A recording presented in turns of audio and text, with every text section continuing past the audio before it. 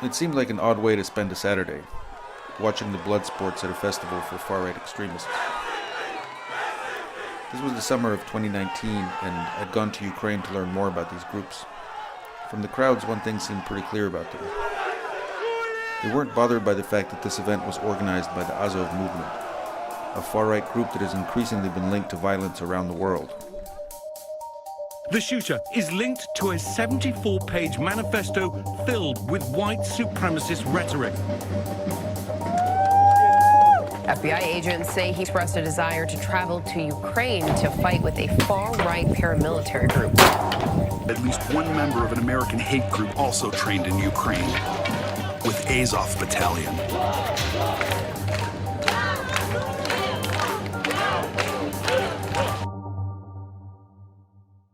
According to the FBI, domestic terrorists killed 39 people in fiscal year 2019, making it the most deadly year for domestic terrorism since the 1995 Oklahoma City bombing.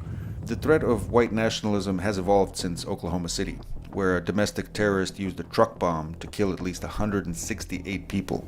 Police don't tend to see such terrorists as lone wolves acting in isolation anymore.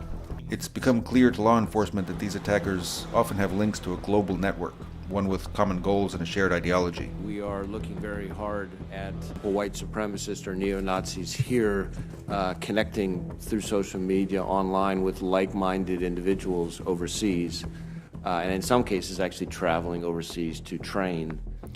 Over the last few years, experts in violent extremism have grown especially alarmed about the Azov movement.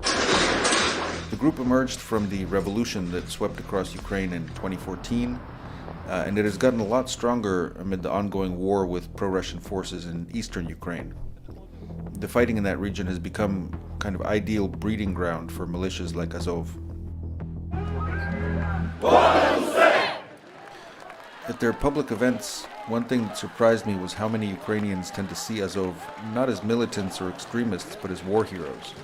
In Kiev, the capital, I watched an Independence Day parade where veterans of the Azov battalion marched alongside other volunteer militias, surrounded by cheering crowds, who thanked them for defending Ukraine against Russia. But even at the march, there were signs of the far-right ideology that's so common inside Azov. The symbols on their flags have been especially controversial. Azov says it combines the letters I and N for idea of nation, but extremism experts see it as an emblem of Nazism. The official symbol of Azov, it's a version of Volksangel. It was one of the symbols of one of SS division during the World War II. It is one of more or less usual symbols for neo-Nazi groups all over the world. And it's not just about their symbols. When it was founded in 2014, Azov drew many of its commanders and recruits from Ukraine's most notorious far-right groups, including outright neo-Nazis. We basically recruited everyone who could hold weapons in their hand when Ukrainian state was paralyzed and the defense of Ukrainian state was totally in the hand of Ukrainian volunteers. So there were many war adventurers, guys who believed that they are on kind of ideological tour to save maybe the future of the West and so on and so forth. So the future of the white race? Or, yes, yes. Azov's paramilitary wing is now a major fighting force, with its own bases and training grounds near the front lines of the war against pro-Russian forces.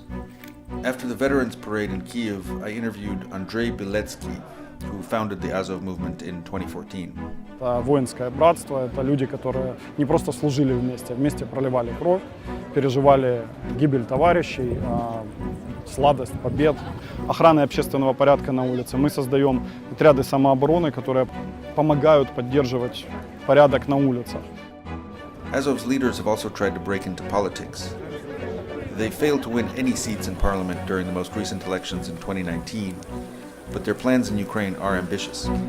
Сьогодні ми відпочиваємо, але навіть відпочиваючи, ми пропагуємо наші нові українські цінності.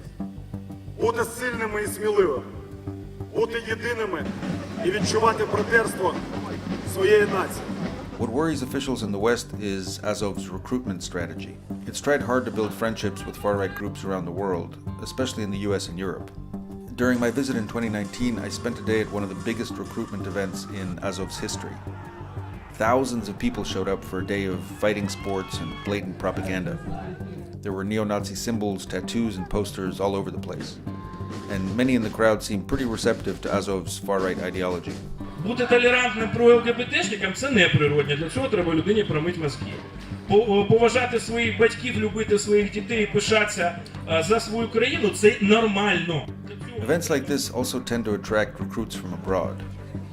One of the ones I met was named Robin, who had just arrived in Ukraine from Sweden, where he told me he's wanted for hate crimes. This is hard to explain the surroundings for someone who's watching this, you know. It's surreal. It's like, I don't know, it's like something you read about the great Germany before, you know, in the 1920s. It's a revival of the Indo-European soul. Mm-hmm. And it's all happening here in Ukraine. Afterward, we rode back to the Azov base in northern Kyiv, where Azov commanders had allowed Robin to stay as a potential recruit. We are Aryans, and we will rise again. That's a way of life, you know. And after the war in Germany, we went back to the benches, school benches. But now we will rise again. Are they neo-Nazis as an organization? No. Have they had neo-Nazis in their organization? I would say look at the U.S. Army, and you would find neo-Nazis as well. Dave is an American expat and U.S. military veteran who has volunteered to help Ukraine's National Guard. And he's met a lot of the recruits who'd come to join Azov.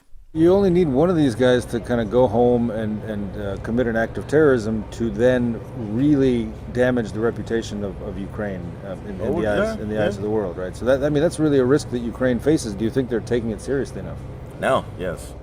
A few weeks later, Robin, the Swede I met at that festival, wrote me that he was going to the front lines to join the fight.